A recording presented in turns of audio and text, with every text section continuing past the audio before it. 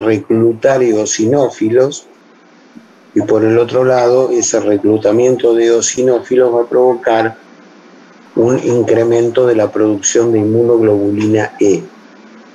Esto explica que el epitelio del asmático, el epitelio bronquial, va a tener un infiltrado inflamatorio a predominio eosinófilo, y si es un asmático alérgico va a tener un aumento de la inmunoglobulina E. Esto es importante porque después vamos a ver que hay un asma alérgica y hay un asma no alérgica. En los no alérgicos, los linfocitos que predominan son los linfocitos supresores en vez de los linfocitos helper.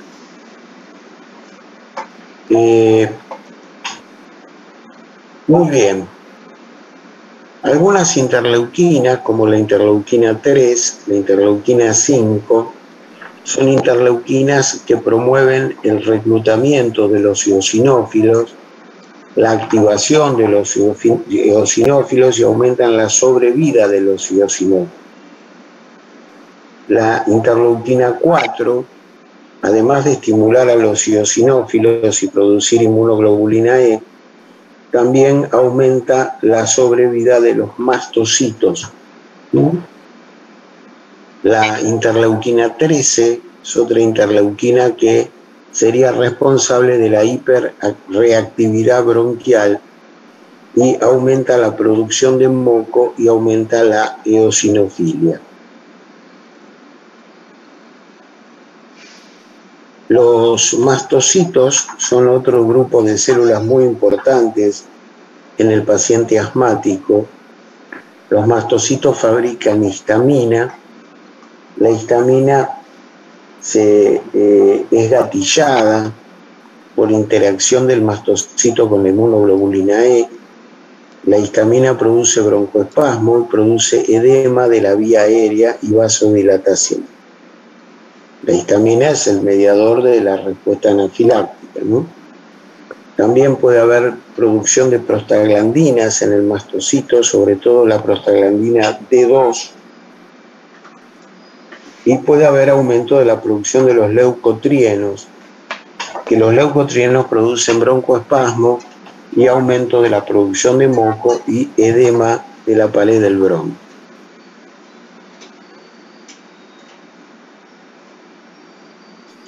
Los eosinófilos fabrican una serie de interleuquinas, fabrican interleuquina 3, 4 y 5, fabrican factor de necrosis tumoral y factor estimulante de colonias del granulocito macrófago.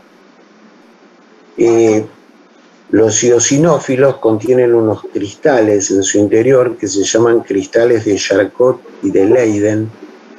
Esos cristales se pueden buscar en el esputo del asmático, y la presencia de eosinófilos con esos cristales nos habla de la presencia de un cuadro asmático. Hay algunos patólogos que describen al asma como una bronquitis crónica, descamativa y eosinofílica. ¿Por qué? Ahora después vamos a ver por qué descamativa, por qué usan la palabra descamativa. Tienen un rol también en el ataque asmático los neutrófilos. Los neutrófilos fabrican leucotrienos y son responsables de lo que se llama la reacción retardada de anafilaxia.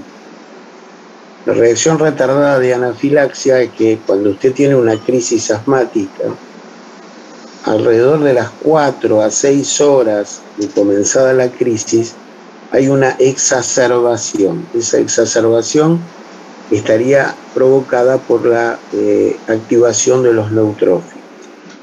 Se llama reacción retardada de anafilaxia. También los basófilos estarían aumentados en los asmáticos, fabricarían histamina y fabricarían leucotrienes y participarían también en la reacción retardada de anafilaxia. Con respecto del epitelio, el epitelio respiratorio es un epitelio pseudoestratificado ciliado con células caliciformes y con células de clara. Tanto las células caliciformes como las células de clara fabrican moco, y durante el ataque asmático hay un incremento marcado en la producción de moco.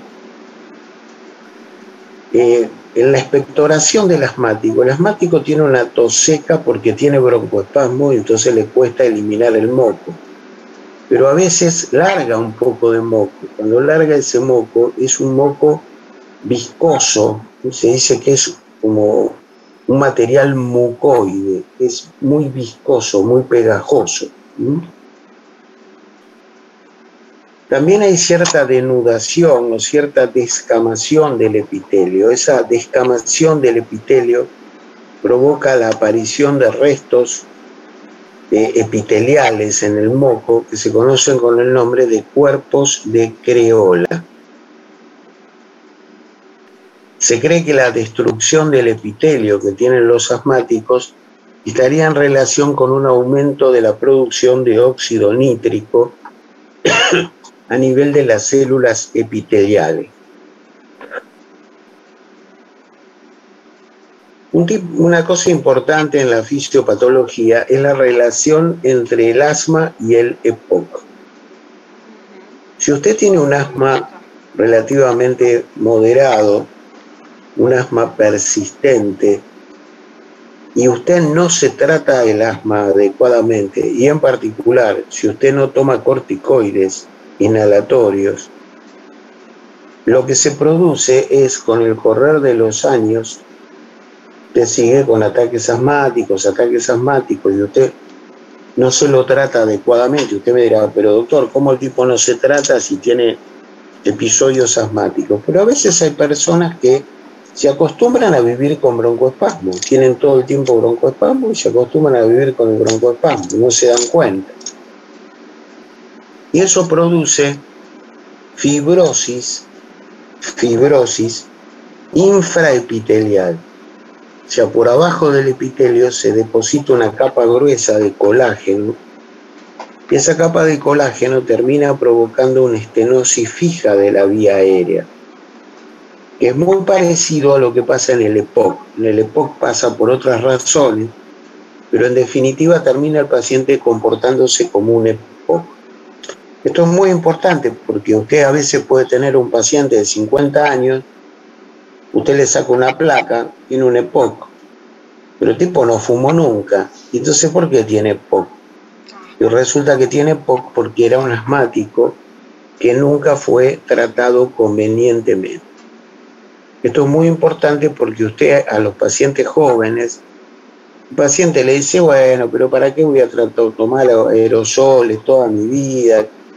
Esto es muy pesado, este tratamiento es caro, tengo que gastar plata todos los meses con los aerosoles. Y usted le tiene que decir, mirá que si no tomas los aerosoles, cuando tengas 50 años vas a ir al EPOC, y el EPOC es irreversible y te morís del EPOC. Con respecto del músculo del bronquio, este músculo hiperreactivo que tienen los asmáticos, tenemos que la inervación colinérgica, o sea, la inervación mediada muscarínica, mediada por la acetilcolina, produce broncoespasmo. En cambio, la estimulación adrenérgica produce broncodilatación. O sea, lo adrenérgico broncodilata y lo colinérgico produce broncoespasmo. Por eso va a ver que para el tratamiento del asma,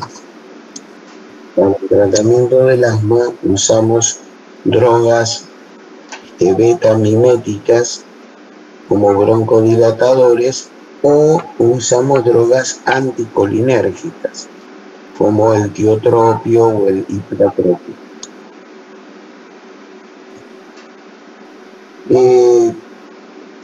Después vamos a hablar del ejercicio y los desencadenantes. Bueno, creo que más o menos hemos dicho las cosas más importantes de la fisiopatología. El asma es una enfermedad muy frecuente. Se calcula más o menos que el 10% de la población es asmática. O sea que si usted en la Argentina tiene 50 millones de personas, el 10% es asmático, 5 millones son asmáticos. Es una proporción muy alta. ¿Cuál es el cuadro clínico que tienen los pacientes con asma? ¿Cómo viene el paciente con asma al consultorio? Estamos hablando de asma en consultorio, no estamos hablando de la crisis. ¿Cómo viene el paciente asmático al consultorio? Es un paciente que en general es un paciente joven. Es raro que el asma comience en edad avanzada. En general son pacientes de 20 años, 25, 30 años, pacientes jóvenes. El paciente va a decir que tiene episodios donde le falta el aire. Esos episodios a veces son durante el día, pero también tiene episodios nocturnos. Esos episodios están acompañados de silbidos en el pecho. Esos silbidos a veces los detecta el paciente solo directamente, o a veces los detecta el médico cuando se pone el estetoscopio. La tos va a ser una tos en el episodio del broncoespasmo, va a ser una tos seca, pero no porque no tenga moco, sino porque no lo puede largar por el broncoespasmo que tiene. A veces en la tos larga un poco de moco mucoide muy espeso, un moco muy espeso que tiende a tapar el bronquio. Muchas veces tienen rinitis alérgica asociada. La rinitis alérgica es la misma enfermedad que el asma, la misma. La única diferencia es que afecta a los senos paranasales y el paciente va a tener que le chorrea la nariz líquido todo el tiempo o que se le tapa la nariz. Se le acumula la misma secreción mucoide que tienen los bronquios, se le acumula en los senos paranasales. Eso es maravilloso. A veces puede tener sensación de tirantez en el tórax y la expiración está prolongada. Ese es el cuadro clínico. O sea, yo le puedo preguntar el día del examen, explíqueme el cuadro clínico de un paciente que tiene asma en consultorio. ¿Qué tipo de asma podemos tener? Bueno, el más común es el asma alérgico. El asma alérgico es el 80% de los asmáticos. Acá es muy importante los antecedentes de alergia.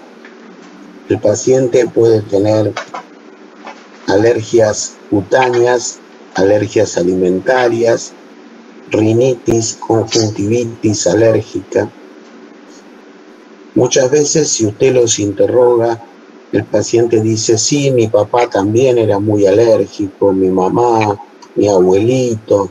O sea, hay un componente hereditario en esta tendencia alérgica. Los asmáticos alérgicos, que son el 80%, o sea, es un porcentaje muy alto, tienen desencadenantes del ataque. Y hay varios desencadenantes. Uno es el humo del cigarrillo. Los asmáticos, por supuesto, no deben fumar ni estar en ambientes con mucho humo de cigarrillo. Otro desencadenante es el polvo del ambiente. El asmático no puede estar en la casa el día que limpian la casa y levantan polvo. También se aconseja que no tengan alfombras ni cortinas en la casa, porque tanto las alfombras como las cortinas acumulan mucho polvo. Se aconseja cubrir los colchones y las almohadas con materiales antialérgicos. A veces pueden tener el polvillo de los juguetes que tienen peluches, pueden desencadenar también ataques asmáticos. Se aconseja que no tengan plantas en la casa porque hay hongos de las plantas que desencadenan ataques, y que no tengan mascotas, sobre todo mascotas con pelos, perros, gatos, puede tener una tortuga si quiere, o puede tener una iguana o un pescadito, pero perros y gatos se aconseja que no, porque muchos pacientes son alérgicos a los pelos de los animales. También tiene que vivir el asmático en un ambiente sin cucarachas, porque las exposiciones de las cucarachas eliminan sustancias que favorecen el broncoespasmo. Si usted tiene estufas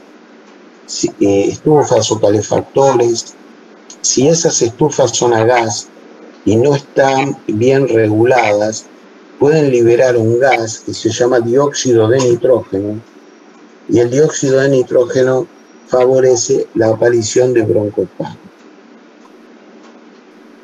El asmático no puede estar en la casa cuando se va a pintar la casa, porque cuando usted pinta la casa, el solvente, la guardada, la pintura, el olor a eso puede estimularle la aparición de broncoespasmo. A veces hay asmáticos que son alérgicos al polen de los árboles. Sobre todo en Buenos Aires hay muchos plátanos que liberan esas bolitas con pelitos que están llenas de polen. Se aconseja que en las estaciones donde hay mucha liberación de polen, el asmático esté con las ventanas cerradas. El frío y la humedad son dos desencadenantes de los ataques asmáticos, por lo tanto en Buenos Aires la pasan mal, porque Buenos Aires es una ciudad bastante húmeda y en invierno hace bastante frío. Por ejemplo, si el asmático se va a Córdoba, en Córdoba el clima es mucho más seco, entonces tiene menos episodios asmáticos. Las infecciones de la vía aérea superior, sobre todo las infecciones virales, también pueden ser gatillo de los ataques. Los bruscos cambios de temperatura. El asmático siempre es bueno que se lleve un saquito, porque si cambia bruscamente la temperatura y hace más frío, le va a desencadenar un broncoespasmo. Y finalmente hay algunos alimentos que desencadenan ataques, por ejemplo las frutas secas y las nueces, son bastante frecuentes que puedan desencadenar ataques. El resto de los asmáticos son asmáticos no atópicos. Se sabe poco del asma no atópica. La pregunta es ¿por qué tienen estos episodios? Algunos dicen que el asma no atópica sería como una especie de enfermedad autoinmune.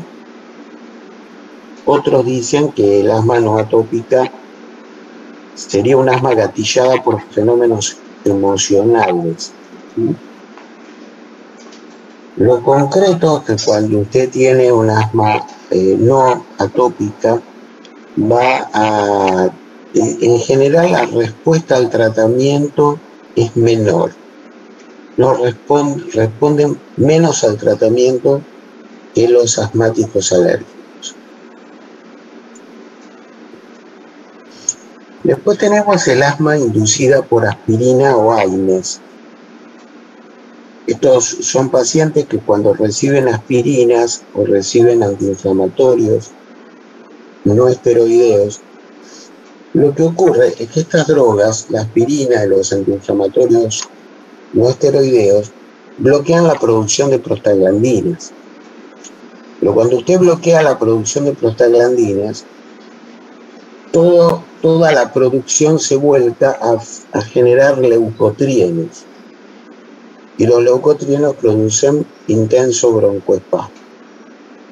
Entonces estos pacientes pueden tener, ante la administración de aspirinas, a la hora de haberle administrado la aspirina, se pueden presentar con obstrucción nasal, con broncoespasmo, y pueden tener hasta una crisis asmática bastante severa. Después tenemos el asma inducida por el ejercicio. El asma inducida por el ejercicio se puede presentar de dos maneras. Puede ser un paciente asmático que además, si hace ejercicio, tiene ataque de asma. O puede ser un paciente que no tiene ninguna manifestación asmática, pero que cuando hace ejercicio hace episodios de broncoespasmo. Eso se llama asma inducida por el ejercicio.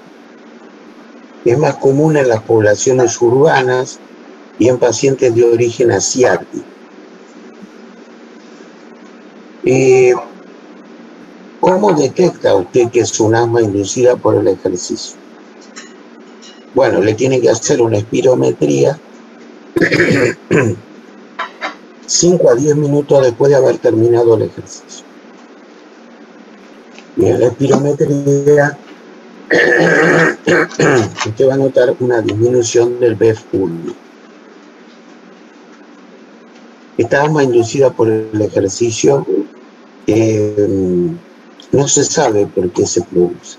Algunos dicen que es por el frío, otros por liberación de leucotrienos, otros por pérdida de agua y pérdida de calor por la vía aérea, no se sabe. Lo concreto responde a los beta-miméticos de acción prolongada, responde al Montelukast y responde al cromoglutamato bisódico para su tratamiento. Después tenemos el asma laboral. El asma laboral es un paciente que en su trabajo inhala alguna sustancia y esta sustancia le produce broncoespasmo. Acá hay varios factores a tener en cuenta. Primero, ¿cómo se da cuenta usted que es laboral? Y porque el fin de semana cuando no va a trabajar está fenómeno. O en las vacaciones está fenómeno. Y cuando va a su lugar de trabajo tiene broncoespasmo. Además, si usted pregunta si hay otros operarios que tienen broncoespasmo, muchas veces le dice sí, hay otros muchachos que tienen broncoespasmo. Ahí hay que preguntar si el paciente, si la empresa cumple con las normas de seguridad, porque cuando un paciente tiene que manipular una cita, tiene que hacerlo con mascarillas. A veces la empresa no le da la mascarilla, o a veces la empresa se la da y el tipo no la quiere usar. Entonces hay que averiguar. Es muy importante porque usted puede pedir que el paciente, por razones de salud, no trabaje en contacto con esa sustancia. Lo tienen que pasar a otra área del trabajo donde no esté en contacto con la sustancia, o eventualmente el paciente va a tener que cambiar de trabajo. El asma de comienzo tardío es rara.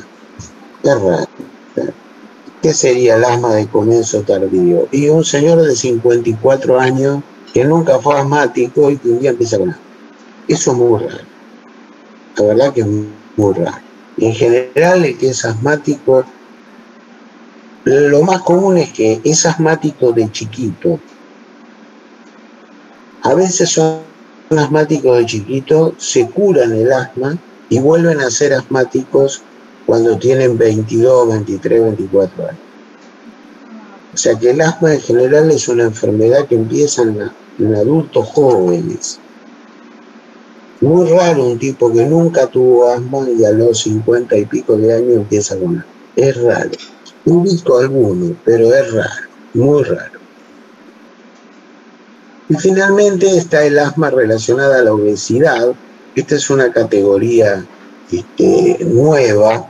Se ha visto que en estos pacientes la pérdida de peso mejora el asma. O sea, si el paciente adelgaza, mejora el asma. Y es un asma que es de más difícil control. Por eso se lo ha aislado como un grupo separado. ¿Vamos bien hasta acá? Sí, profe, ¿te puedo hacer una pregunta? ¿Vamos bien? ¿Se entiende? ¿Hay alguna duda, alguna pregunta? Sí, profe, se entiende. ¿Te puedo hacer una pregunta? No te escucho. ¿Ahora me escuchás? Subí el volumen porque no te escucho. Ahí lo estoy subiendo, ¿no me escuchás? Sí se escucha. Escribime la pregunta porque yo no te escucho.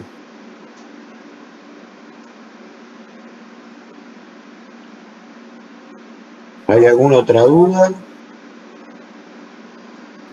Profe, ¿me escuchas bien? Tampoco. No te escucho, debes estar muteada, no te escucho. No estoy muteada, profe. No, profe, se los escucha bien de acá. Si escuchas bien.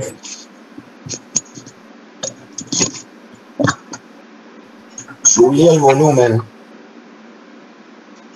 ¿Ahora sí? No. Ahora un poquito mejor. Ahora te escucho un poquito mejor.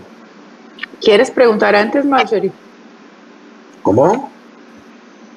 No, pregunté si la otra chica quiere preguntar antes de mí, la que estaba antes. No, pregunta vos, dale. ¿Estás escuchando, profe? Ahora sí. Dale, era para preguntarte, usted había referido a que el asma es común que el paciente, por ejemplo, tenga la infancia o cuando chico, luego se mejore y regrese a los 22 años. Si no regresa a más o menos esa edad, ¿es posible que regrese después, no sé, a los 30? En general no. En general regresa cuando ya es adulto joven. Es raro que aparezca después de los 30 años. No es tan común. En general aparece en un adulto joven. Dale, muchas gracias. La otra señorita que me quería preguntar. Profe, no, yo no entiendo muy bien el concepto de paciente asmático en consultorio. ¿Por qué? Porque en lo que entiendo yo, debo estar mal, pero bueno, el paciente que se da cuenta que tiene asma o que tiene una crisis, o sea, es porque está teniendo una crisis, ¿o no? ¿O este entendimiento está mal? No necesariamente, mira, eso depende un poquito de la percepción de gravedad que tenga el paciente. Hay gente que tiene una percepción de gravedad alta y entonces a lo mejor empieza con un broncoespasmo en la noche y sale corriendo y se va a la guardia. Puede ser. Pero hay gente que no tiene una percepción de gravedad tan alta. Gente que a lo mejor hace ya varios días que hace episodios de broncoespasmo y tiene episodios a la noche y viene a tu consultorio. Okay. O sea, depende un poco de la percepción de gravedad que tenga el paciente. Básicamente. Okay. Yo tenía en cuenta que para darse cuenta que tiene asma tendría que tener una crisis, pero ahora sí entendí. Gracias. No necesariamente. Además, muchas veces pasa que el paciente, tuvo una crisis a la noche y a la mañana se le fue el broncoespasmo. Entonces, como a la mañana se le fue, el tipo dice, bueno, ya estoy bien, ya pasó.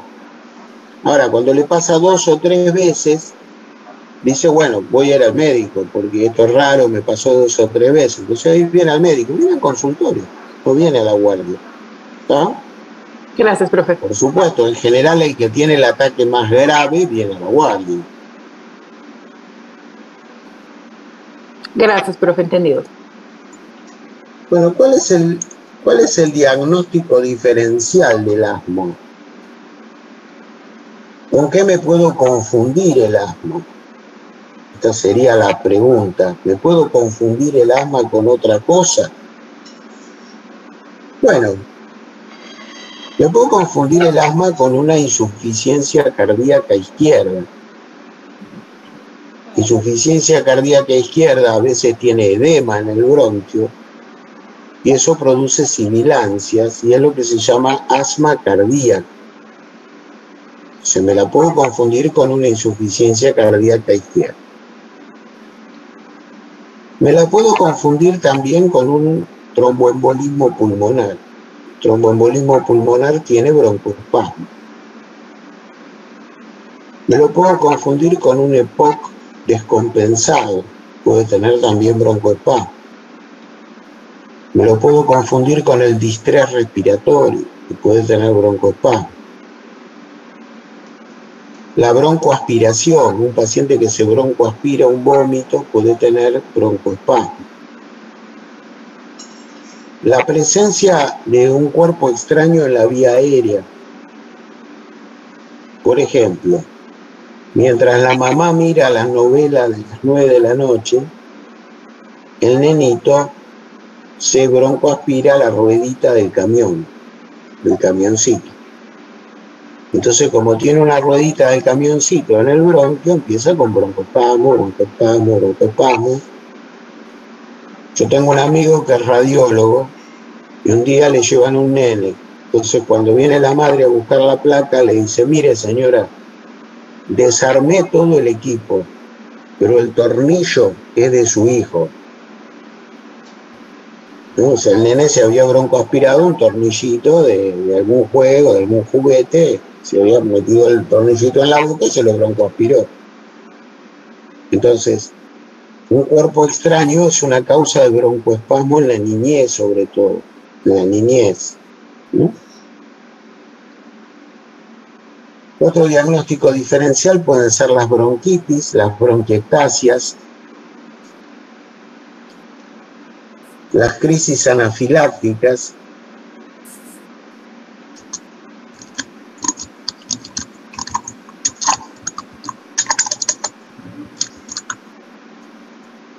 y tenemos dos diagnósticos interesantes. Uno es lo que se llama sinusitis crónica con goteo postnasal. Cuando usted tiene sinusitis, y muchas veces los pacientes que tienen rinitis tienen sinusitis, estos pacientes se le acumula moco en los senos paranasales y cuando se acuestan a dormir, ese moco cae en la faringe y cae en el bronquio y produce broncoespasmo. Eso se conoce con el nombre de goteo postnasal. Para eso es conveniente que usted le pida placas de los senos paranasales, frontonasoplaca y mentonasoplaca, para ver si el paciente tiene una sinusitis. Otra causa muy importante son las bacteremias. Usted puede tener, por ejemplo, una infección urinaria o una infección en la piel. De golpe hace una bacteremia y la bacteremia cursa con broncoespasmo. O sea, bacteremia es que usted tenga gérmenes circulando en la sangre. ¿Sí? Y otra causa muy importante es el reflujo gastroesofágico. Si el reflujo gastroesofágico es severo, el ácido gástrico puede llegar a la tráquea, puede llegar al bronquio y puede producir episodios de broncoespasmo. ¿Cómo lo sospecha usted? Porque los episodios sobre todo son a la noche, porque es a la noche donde hay mayor reflujo. Y el paciente refiere acidez y refiere pirosis. Pirosis es que la acidez asciende a lo largo del esófago. El paciente hace así con la mano, como que le sube la acidez. Eso es pirosis. Cuando hay pirosis, eso es típico del reflujo. Yo les cuento esto porque ya me pasó 2 o 3 veces que me venga a ver un paciente diciendo: doctor, tengo tos, no saben por qué tengo tos, hicieron endoscopía, placa de tórax, tomografía, hicieron de todo y yo sigo con tos. Y yo le hago una pregunta muy simple: ¿usted tiene acidez? Ah, sí, tengo acidez, a veces me sube la acidez. Usted lo que tiene es reflujo, señor. Usted le da omeprazol, le corta el reflujo con el omeprazol y se le va la tos. El señor viene al otro día y me dice: usted es mago, se me fue la tos. No, yo no soy mago, soy gastroenterólogo, le digo. Usted iba a los neumonólogos y nadie pensó que usted tenía reflujo, ¿no? Entonces, el reflujo gastroesofágico es un diagnóstico diferencial muy importante que debe ser siempre investigado, siempre investigado. Puede haber causas raras de broncoespasmo, por ejemplo, que el paciente tenga una bronquiolitis, que tenga una fibrosis quística, que tenga un tumor carcinoide en el bronquio que produce bastante broncoespasmo. Hay una vasculitis que se llama la vasculitis de Church-Strauss, que empieza como ataques asmáticos en pacientes de 50 y pico de años y rinitis alérgica en pacientes de 50 y pico de años que nunca tuvieron asma ni rinitis. El Sjögren, la enfermedad de Sjögren cuando afecta el pulmón, las eosinofilias pulmonares, las parasitosis pulmonares, la aspergilosis cuando afecta a los bronquios y lo que se llama la disfunción laringea de causa emocional. La disfunción laringea de causa emocional es un paciente que tiene una grave perturbación psiquiátrica y que hace episodios que parecen de broncoespasmo y que en realidad son espasmos de la laringe. O sea, cierra la laringe y parece que tiene sibilancias, pero el origen es laringe.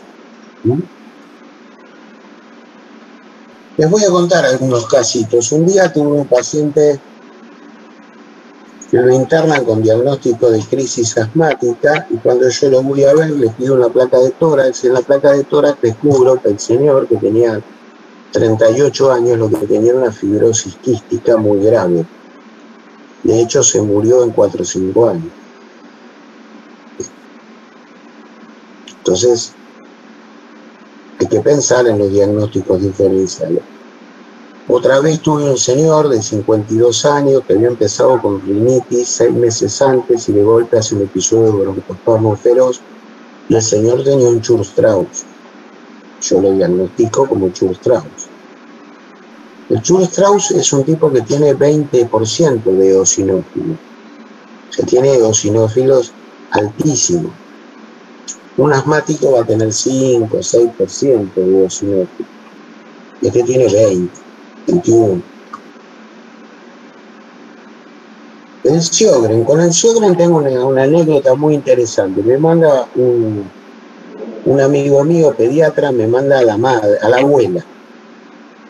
La abuela nunca fumó y me refiere que tiene episodios de broncoespasmo, con falta de aire, con sibilancia. Nunca fumó y nunca tuvo asma. Y esto empieza a los 70 años. Entonces, ¿qué tiene esta señora? Bueno, le pongo tratamiento como si tuviera una bronquitis crónica. Responde mal al tratamiento, responde poco al tratamiento. Bueno, yo me estaba rompiendo la cabeza de qué carajo tenía la vieja. Y veo que la vieja, adelante mío, se refriega los ojos. Entonces yo le digo, ¿qué le pasa en los ojos? Dice, no sé, los ojos me molestan, tengo como si tuviera una arenilla en los ojos. Le digo, no, mire, vaya al oftalmólogo. Va al oftalmólogo, viene y me trae el papelito del oftalmólogo, que el oftalmólogo le indica lágrimas artificiales. Entonces lo llamo al oftalmólogo. Le digo, escúchame, ¿por qué le diste lágrimas artificiales? Porque tiene el ojo más seco que el desierto del Sahara. Ah, le digo, ¿vos me estás diciendo que tiene un Sjögren? Sí, tiene un Sjögren. Ah, pero si tiene el ojo seco puede tener el bronquio seco. Ah, me dice, yo no sé, yo soy oftalmólogo. Entonces la vieja lo que tenía era el bronquio seco. Se le acumulaba moco seco en el bronquio y ese moco seco le provocaba broncoespasmo. Fue un quilombo tratarla, porque hubo que ponerle un humidificador del aire en la casa, hacerle nebulizaciones 4 o 6 veces por día. Fue realmente muy enquilombado humidificarle el bronquio a esta mujer que tenía un bronquio totalmente seco. Y siempre me acuerdo del diagnóstico, porque estuve como 2 meses pensando qué carajo tenía la vieja. Bueno, pero al final lo desculamos. Doc, ¿cómo uno diagnostica Sjögren? ¿Cómo? ¿Cómo uno diagnostica Sjögren?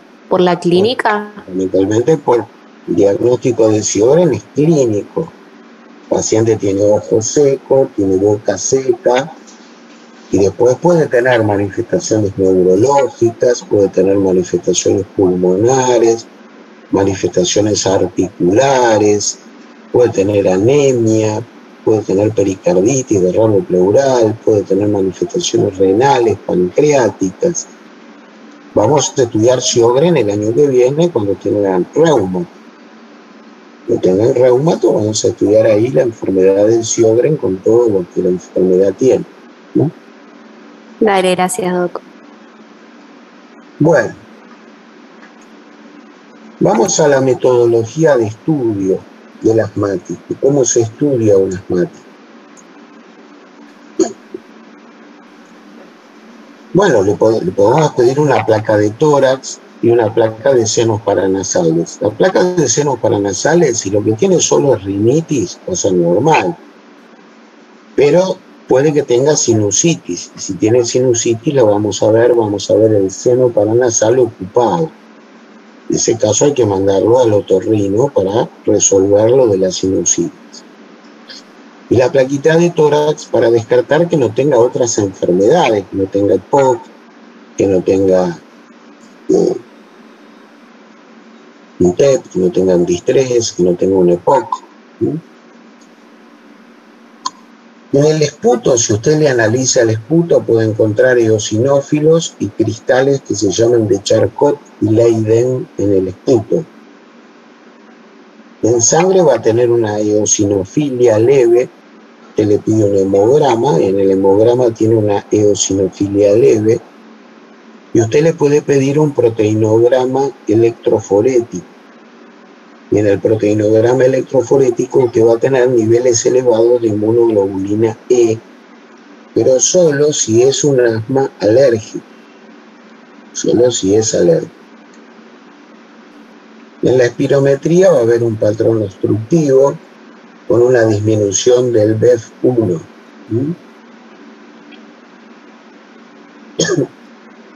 Se ha descrito una prueba nueva. Yo no he visto que en la Argentina se haga, pero está descrita en los libros, que es medir el nivel de óxido nítrico en el aire expirado. Nivel del óxido nítrico en el aire expirado. Los asmáticos tendrían un aumento de los niveles de óxido nítrico en el aire expirado.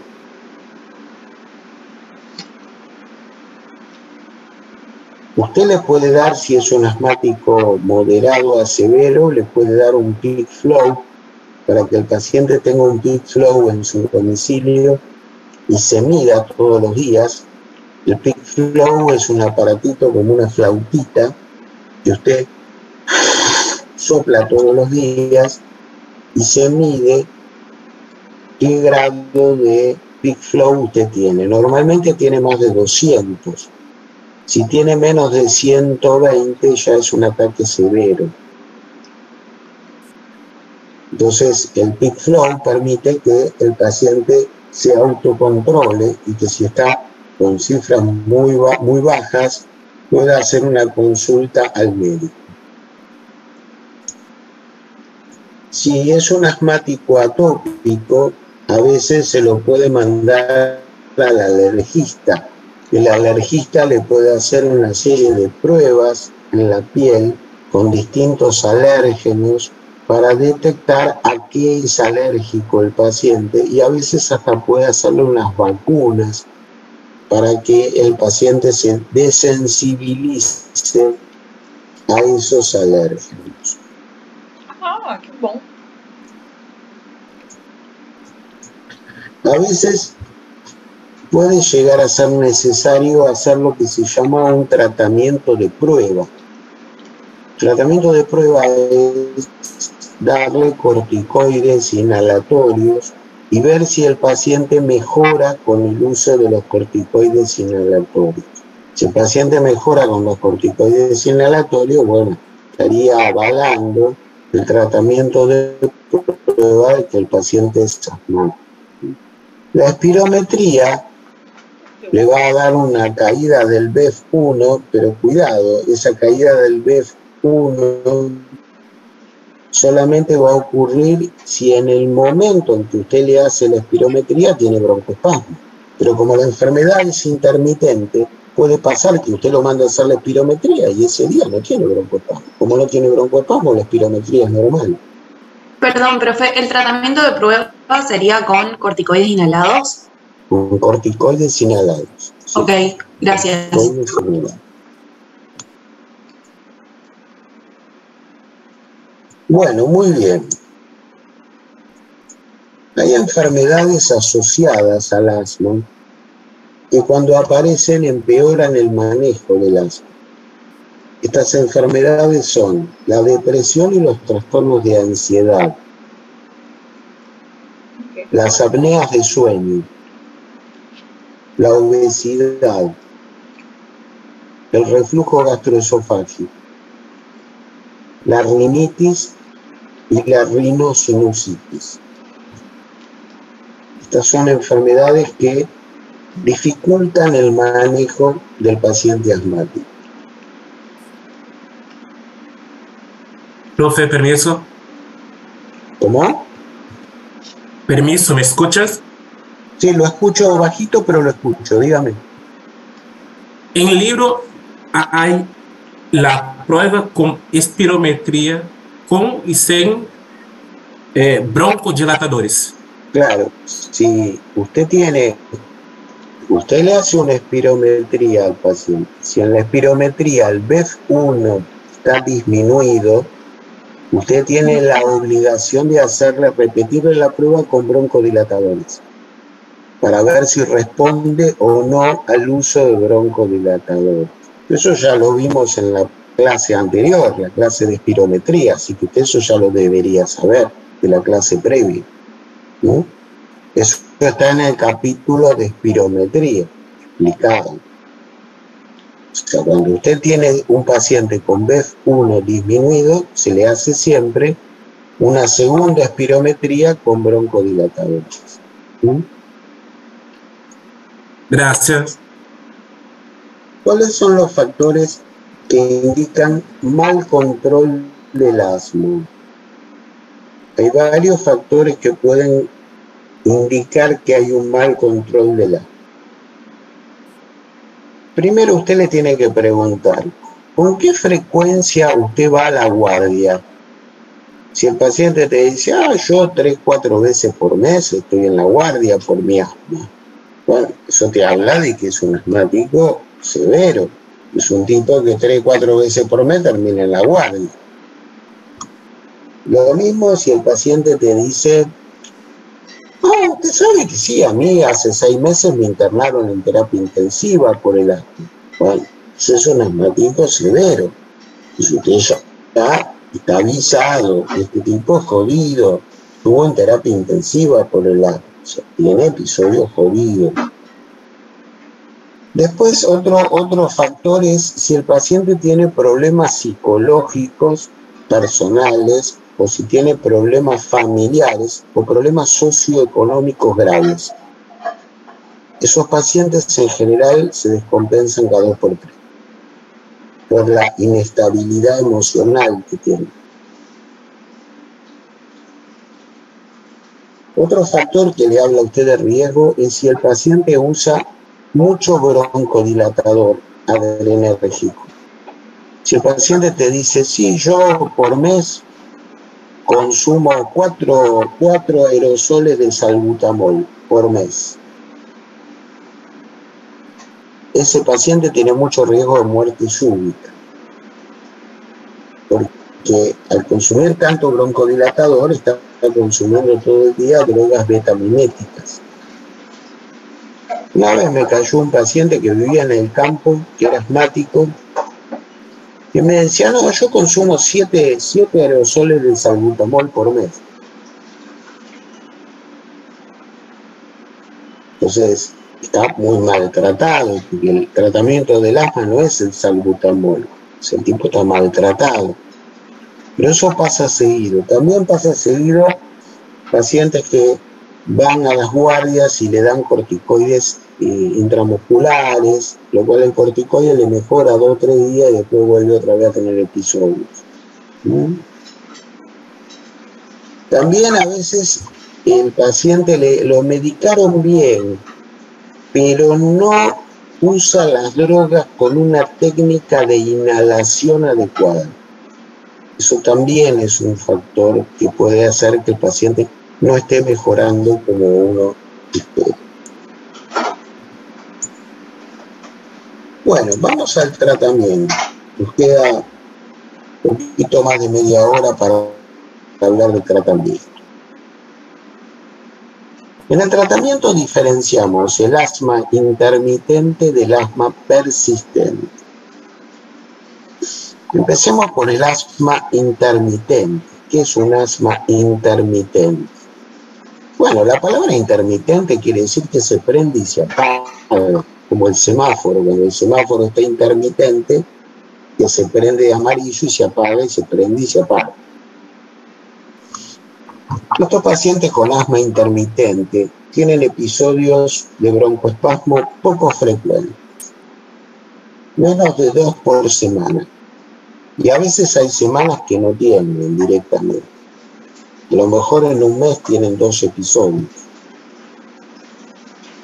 Y los ataques nocturnos son poco frecuentes, como no llega a 2 por mes, hasta 2 por mes. Estos episodios en general son episodios breves de exacerbación. Cuando usted le hace el BEF1, la mayoría de estos pacientes tienen cifras de BEF1 por arriba de lo normal. Y lo que se hace con estos pacientes es que cuando tienen un episodio, se lo trata por 3 semanas con corticoides inhalatorios que pueden darse solos, o la tendencia últimamente es asociar el corticoide inhalatorio con salmeterol. Se acelera el corticoide inhalatorio con salmeterol, pero solo durante 3 semanas, hasta que se supera el episodio, pues se supera. Hay pacientes así, por ejemplo, hay pacientes que te dicen, sí, yo tuve un broncoespasmo en otoño y ya pasaron 6 meses que no tenía. Este es otro episodio, doctor, pero hace 6 meses que no tenía un episodio. Bueno, eso es un asma intermitente, usted no lo trata todo el tiempo, porque tiene un ataque cada tanto. Es distinto del asma persistente. Persistente es que tiene más de 2 noches por mes y más de 2 episodios por semana.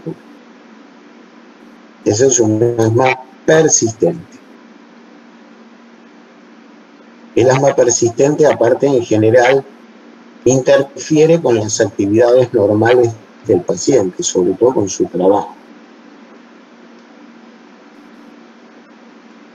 ¿Cuál es la gradación del asma persistente? ¿Cómo empezamos el tratamiento del asma persistente?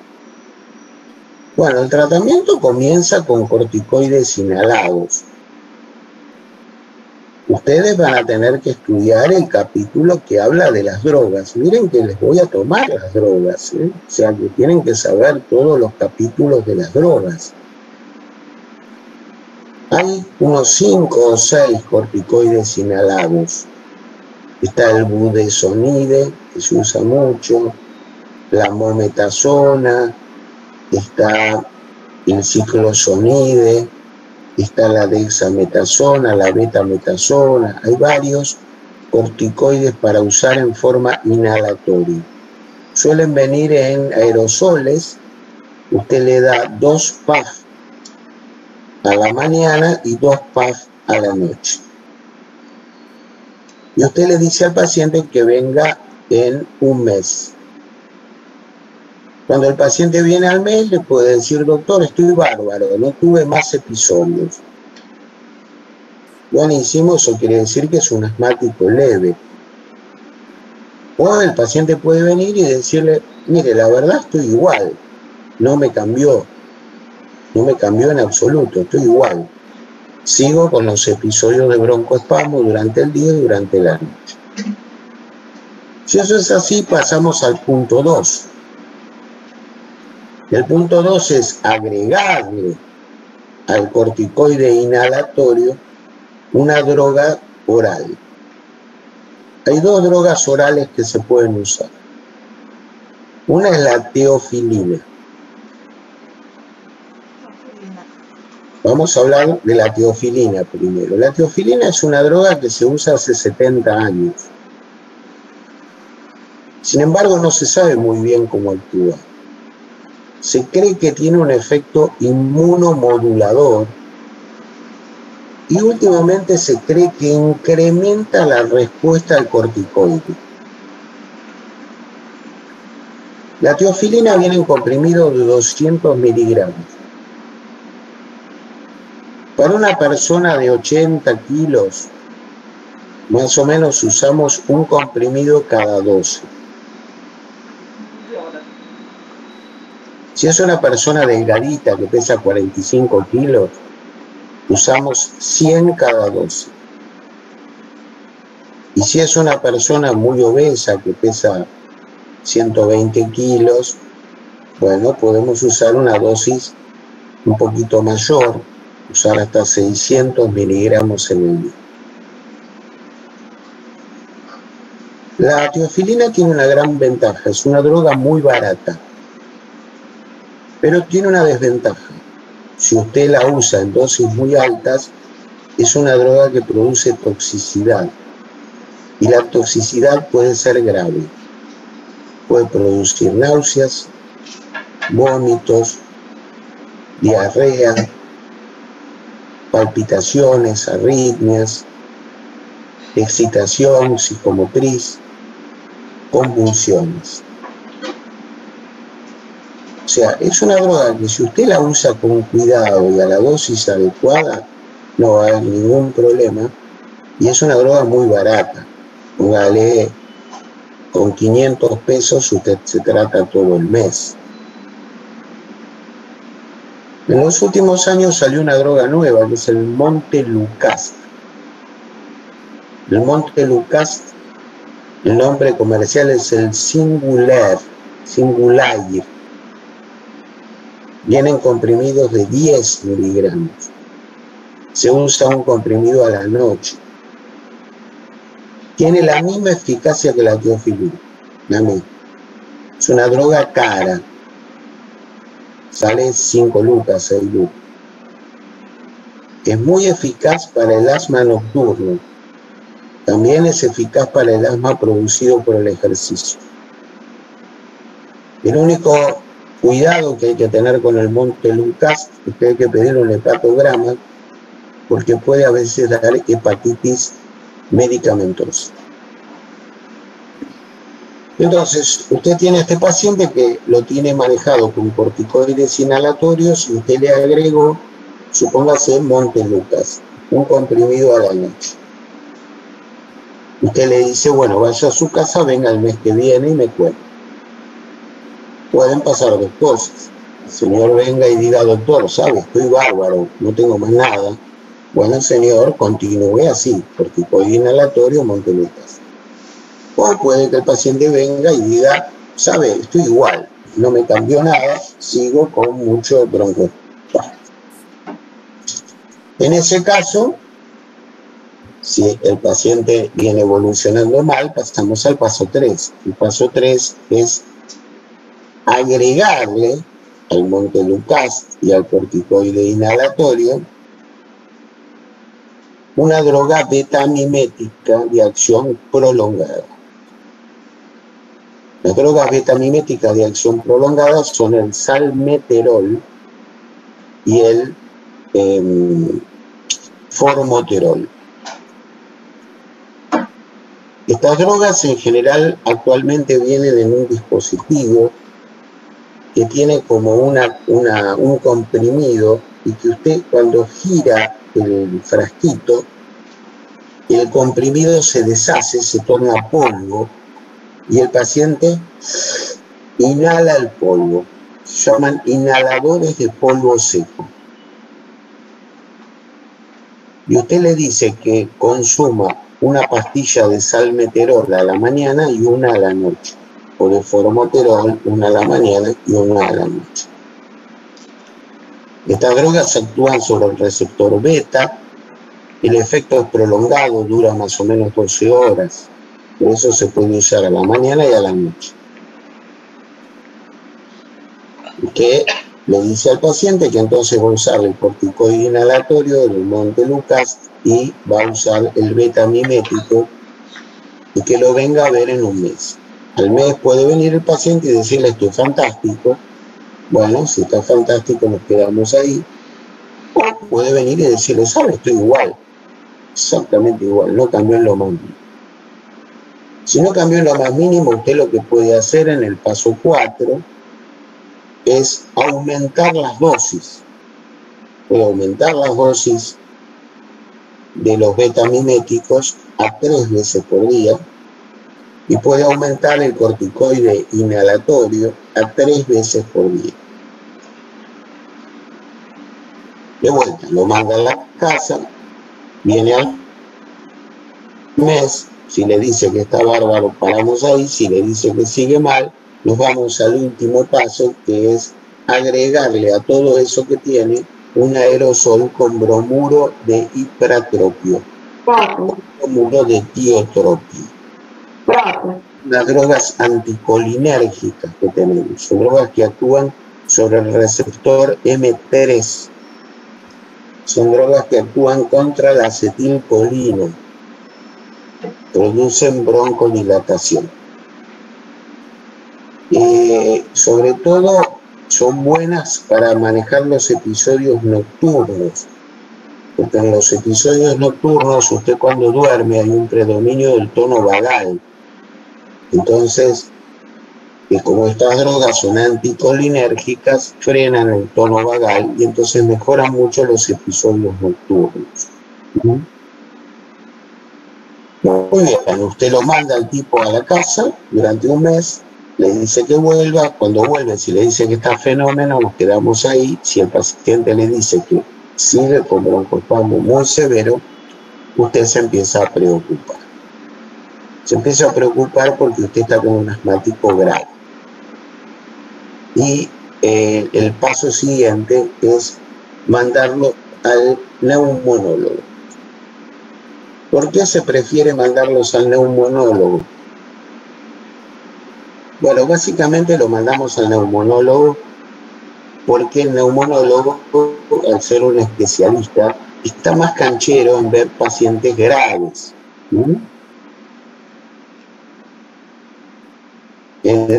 Acá me preguntan si cuando aumentamos la dosis aumentamos solo el salmeterol o también los corticoides. Las dos cosas, los corticoides y el salmeterol.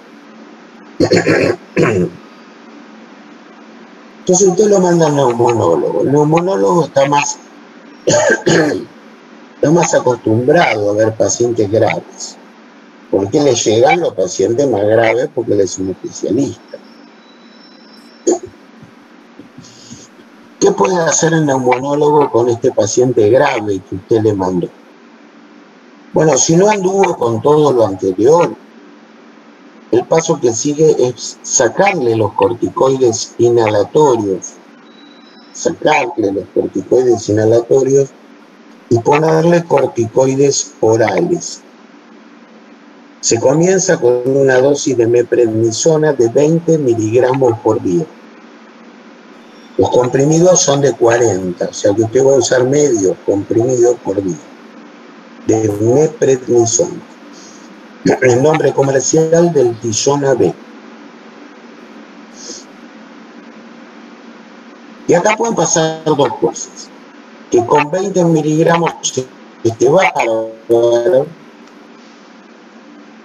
Si con 20 miligramos está bárbaro, usted lo que va a hacer, usted en vez de 20 le da 16, después le da 12, después le da 10, hasta la menor dosis de corticoide que le controle los síntomas. Usted me dirá, bueno, doctor, ¿para qué le bajamos? Si con 20 anda bien, sí, pero ¿sabe qué pasa? Que cuanto más corticoide, más Cushing se pone el paciente. Y cuando usted se pone Cushing, se pone obeso, tiene hirsutismo, bigote, tiene osteoporosis, tiene hipertensión, tiene diabetes, tiene cataratas. O sea, tomar corticoides de forma crónica, en dosis altas, produce una enfermedad Cushing. Es una enfermedad grave. Entonces usted tiene que tratar de usar la menor dosis posible. Entonces, si con 20 anduvo bien, usted se lo va bajando. Supóngase que el tipo con 8 está bien. Entonces usted se queda en 8. Puede pasar que con 20 el tipo venga y diga, doctor, sigo con el mismo broncoespasmo, estoy igual. En ese caso usted le puede subir hasta 40 o hasta 60 por día.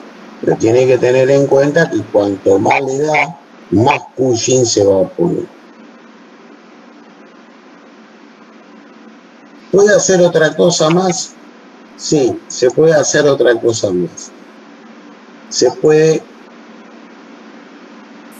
agregarle, por supuesto que el tipo sigue tomando todo lo anterior, o sea, toma corticoides orales ahora en vez de inhalatorios, pero sigue tomando el Montelukast, sigue tomando los beta-miméticos y sigue tomando el tiotropio o el hiperatropio.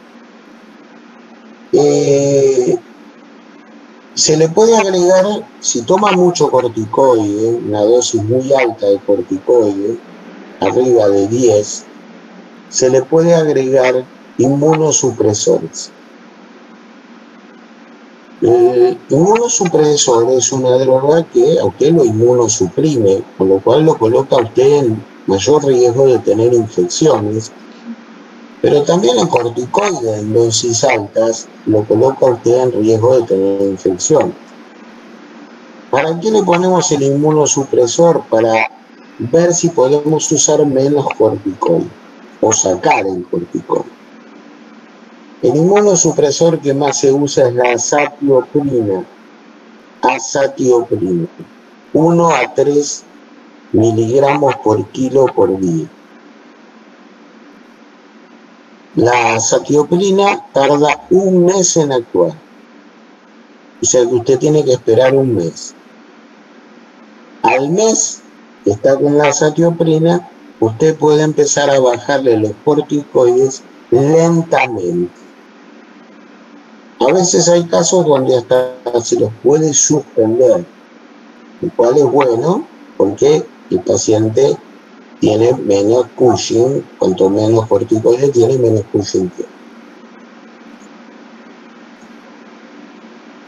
Supongamos que con ese paso el paciente sigue con broncoespasmos muy severos, ahí se puede hacer un procedimiento que se llama termoplastía bronquial. ¿Qué es esto de la termoplastía bronquial? Es un procedimiento endoscópico.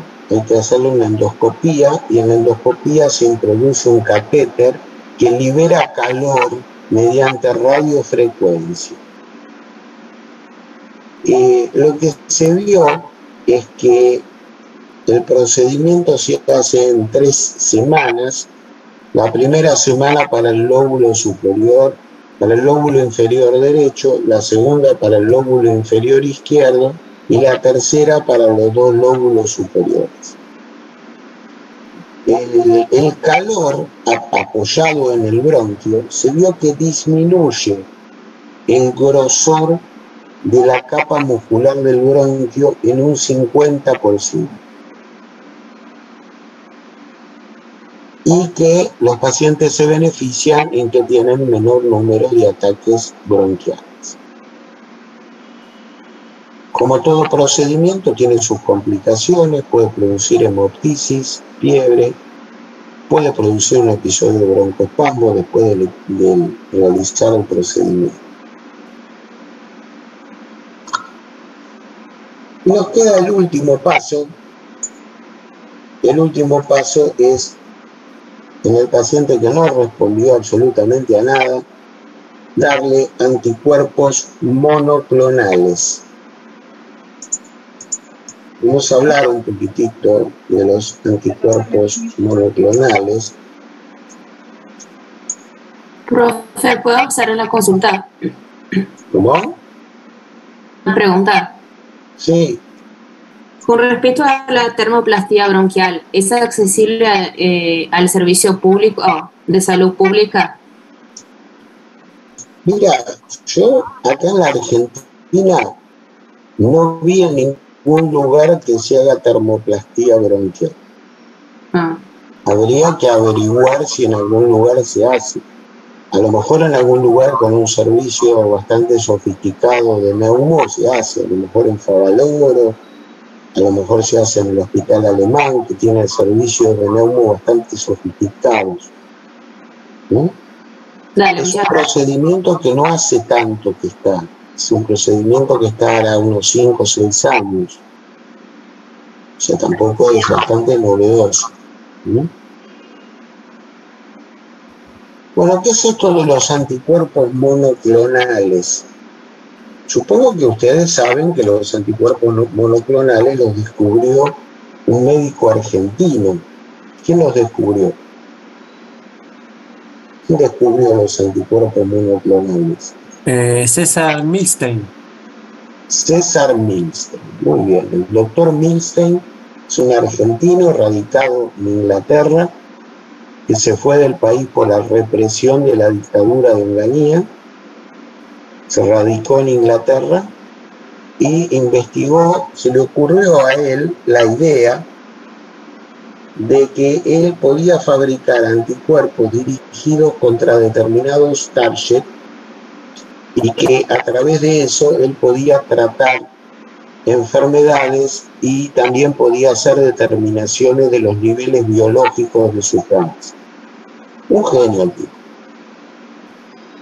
Al tipo le dieron el premio Nobel por su descubrimiento y el tipo podría haberlo patentado y se hubiera hecho recontramillonario con las regalías, pero el tipo dijo que su descubrimiento era patrimonio de la humanidad, que él no lo iba a patentar. Un ejemplo el tipo. Un ejemplo. Bueno, hay varias enfermedades donde usamos anticuerpos monoclonales hoy en día, sobre todo enfermedades del colágeno, lupus, artritis, muchas colagenopatías usamos anticuerpos monoclonales, y una enfermedad, en la enfermedad de Crohn usamos anticuerpos monoclonales, la colitis ulcerosa, y también usamos en el asma. El primero que salió al mercado es el omalizumab. El omalizumab es un anticuerpo monoclonal contra la inmunoglobulina E. Disminuye los niveles de inmunoglobulina E en un 90%.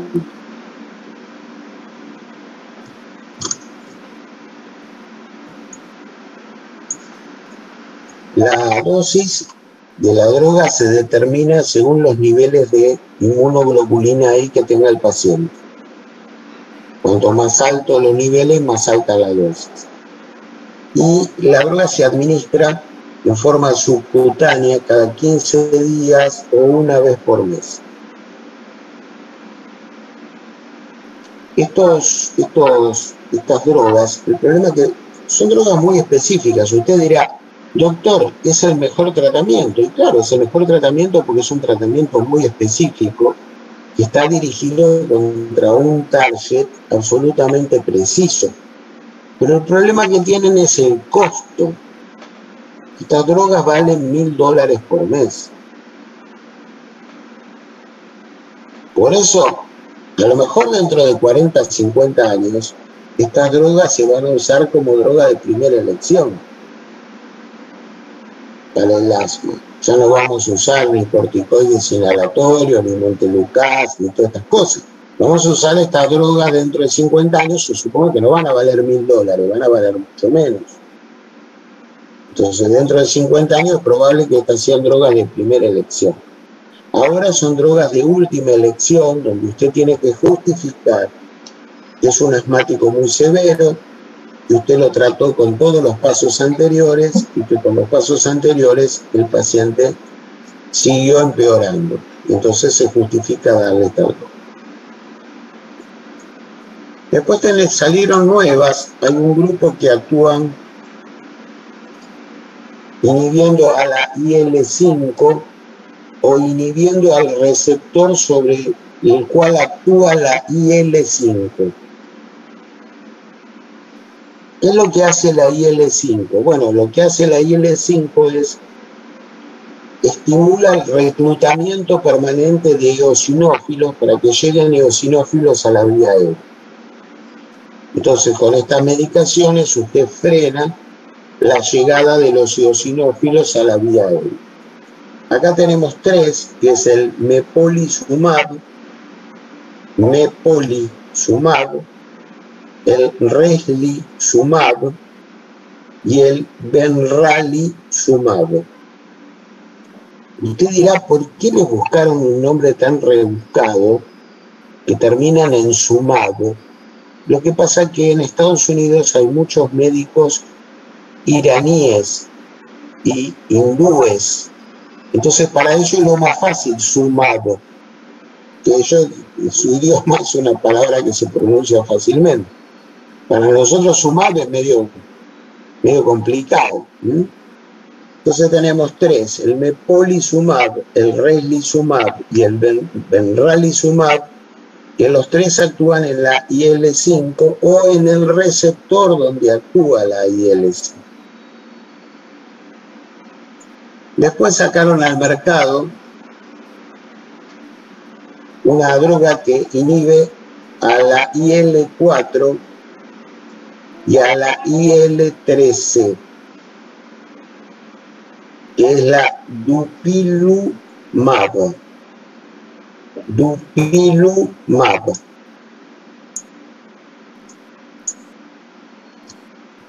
Y el último que salió al mercado es una droga que inhibe a una linfopoyetina tímica del estroma. Esta sustancia, la linfopoyetina tímica del estroma, sería producida por el epitelio de la vía aérea y sería la sustancia que, como es una linfopoyetina, provoca la concentración de linfocitos. Esta está en fase 3, no sé si ya salió al mercado, está en estudio. El nombre es el tezepelumab con Z, tezepelumab.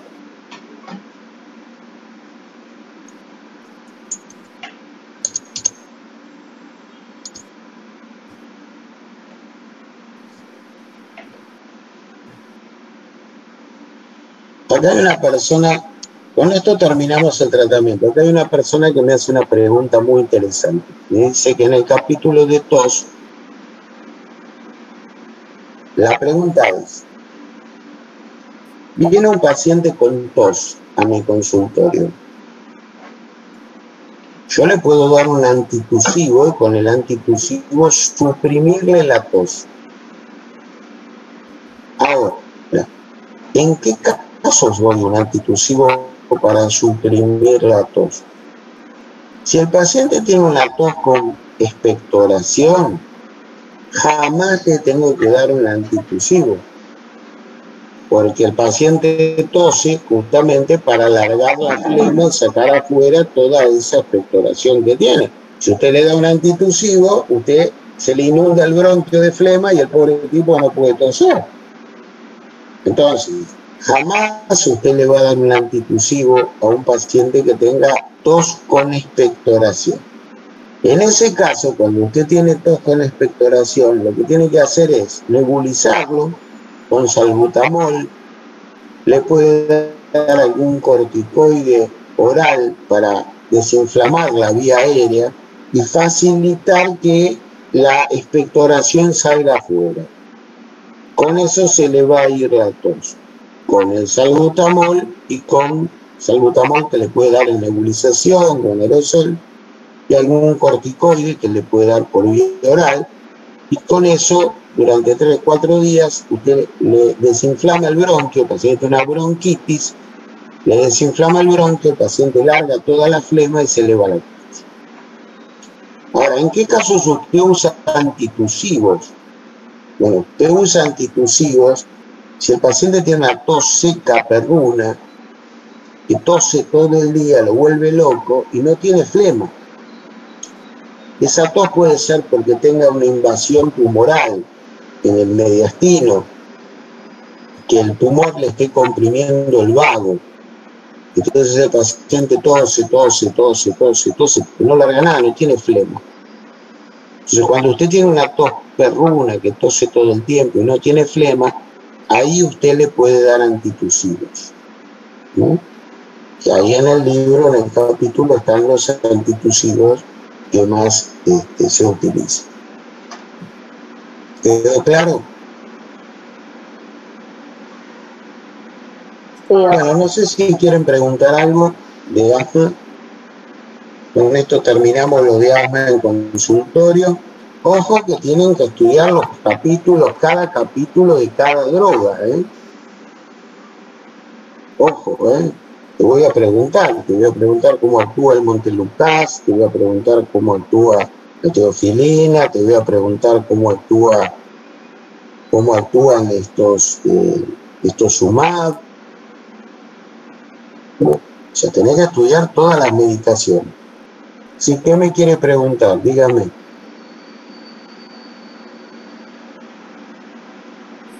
Bueno, se lo pregunto acá por audio. ¿Me escucha? Dale. En el capítulo de antitusivos están clasificados como antitusivos los beta-adrenérgicos o beta-miméticos. Sí. Pero en el capítulo de tos y expectoración dice que se pueden usar, pero digamos, la pregunta era, si le doy un beta-adrenérgico le estoy inhibiendo la tos, entonces no se lo doy, solo le doy la nebulización. No, el tema es así, si vos le das un beta-adrenérgico, un beta-estimulante, un beta-mimético, vos lo estás broncodilatando. Si vos pensás que esa tos está producida por una bronquitis, donde el bronquio está inflamado, vos al darle un beta-mimético le estás broncodilatando el bronquio y eso favorece que el paciente largue la flema. ¿Se entiende? Claro. Entonces es un broncodilatador, no un antitusivo, el beta-adrenérgico. Es un broncodilatador. Claro, yo me confundo porque sí, claro, está en es un el... broncodilatador. Porque pero está dentro del capítulo de Escuchame un antitusivos. poquito, ¿me escuchás Sí. a mí? Sí, perdón. Bueno, es un broncodilatador. Que yo al broncodilatarte te saco la tos. Porque la tos está producida porque el bronquio está inflamado y al estar el bronquio inflamado no puedo sacar la flema. Por eso tengo tos. ¿Sí Ok. entiende? Perfecto. Bien. Bien. Gracias. Doctor, tengo una consulta.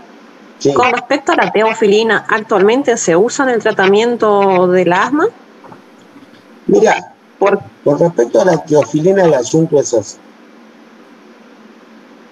Si vas a agarrar los protocolos más recientes, la tendencia que tienen los médicos más jóvenes es a usar cada vez drogas más caras que la gente no puede comprar. Entonces, y hay otra tendencia de los médicos más jóvenes, que es a no usar las drogas que le pueden traer algún tipo de complicación farmacológica, por ignorancia farmacológica. Entonces, yo creo que la teofilina se puede seguir usando, es una droga útil, es una droga baratísima, pero hay que usarlo con los recaudos correspondientes. Ahora, si yo tengo un paciente que tiene mucho dinero y puede pagar droga, le doy Montelukast. ¿Se entendió? Sí, porque el año pasado en el hospital lo mencionamos a la teofilina como tratamiento del asma y nos dijeron que estaba contraindicado la teofilina.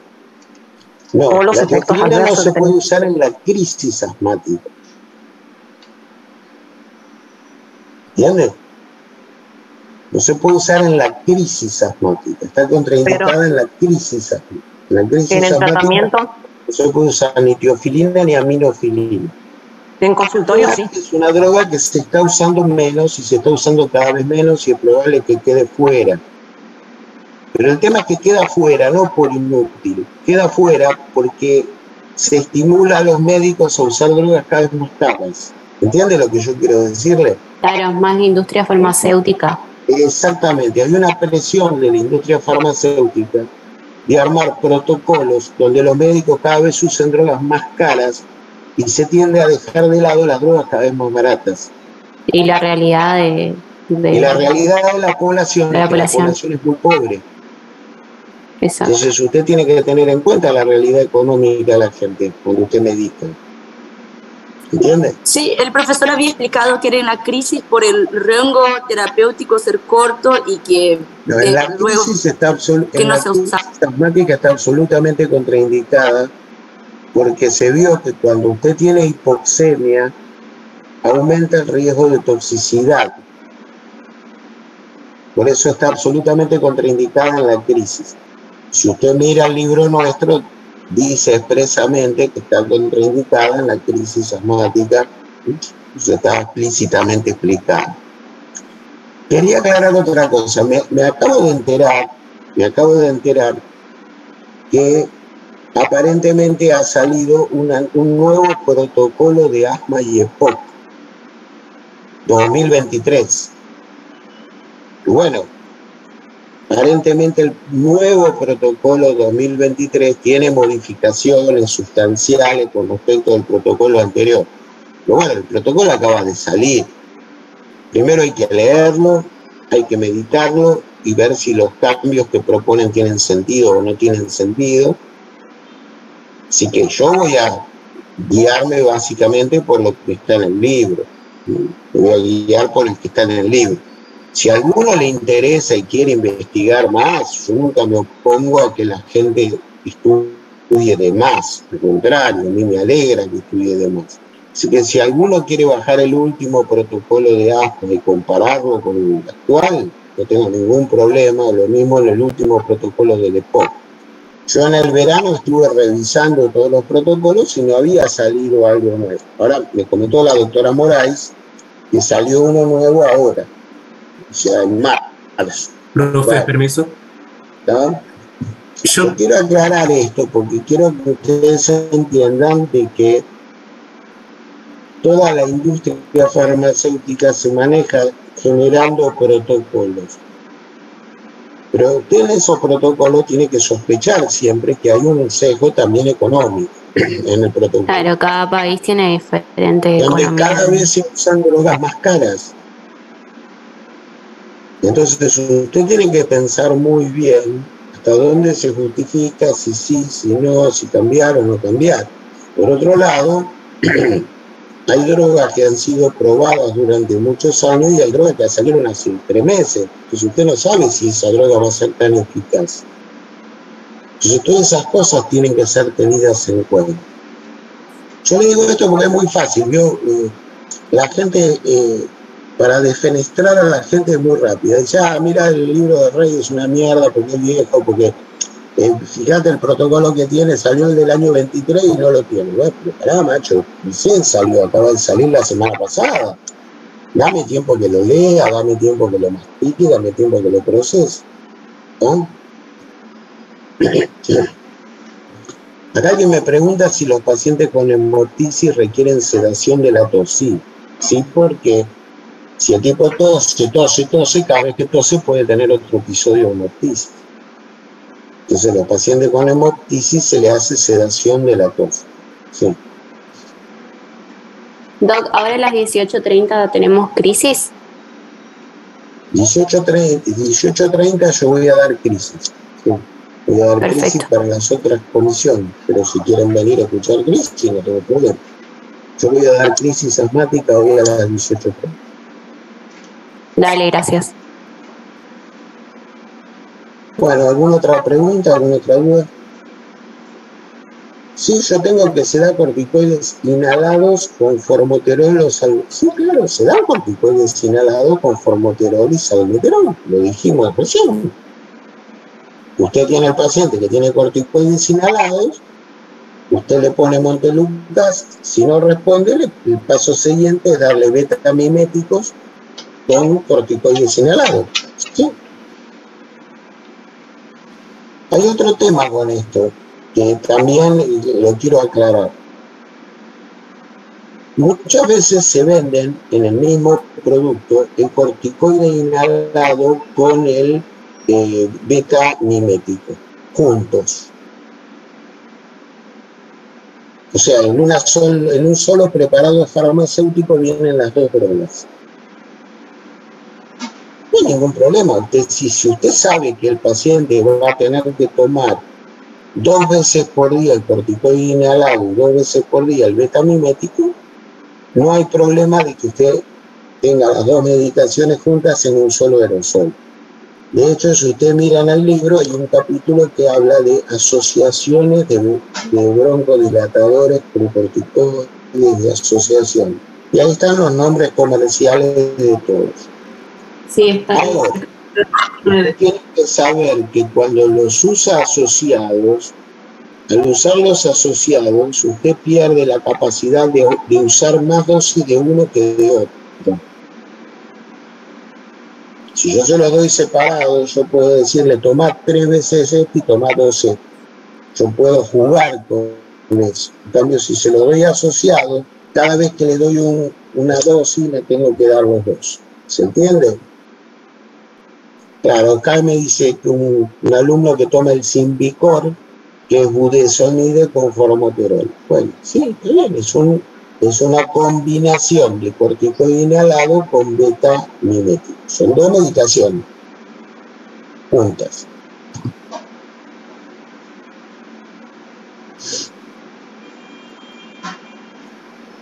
Por supuesto, usar las 2 juntas es mucho más caro que darle a usted solamente el corticoide inhalado. Pero hay pacientes que son leves y inhalado andan bien, solo. Si no necesita darle la combinación. Sí, cuando yo fui a comprar me sorprendió el precio, era muy caro esa medicación. Que cuando yo fui a comprar era muy caro, me sorprendió el precio. Esos aerosoles combinados son carísimos. Son carísimos.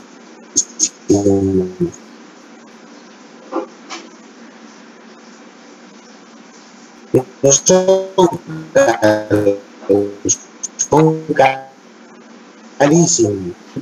A ver, bien asma les va a llevar 2 días de estudio enteros. Estudiar todas las drogas, todas las cosas, y va a llevar 2 días de estudio, asma. Todo. Entonces, miren que falta tiempo, pero miren que no falta tanto, ¿no? Tienen que estudiar muchas hojas, así que tienen que leer mucho. Bueno, yo los dejo, espero que la pasen bien. Gracias, doctor. Gracias, profe. Nos vemos. Chao, chao.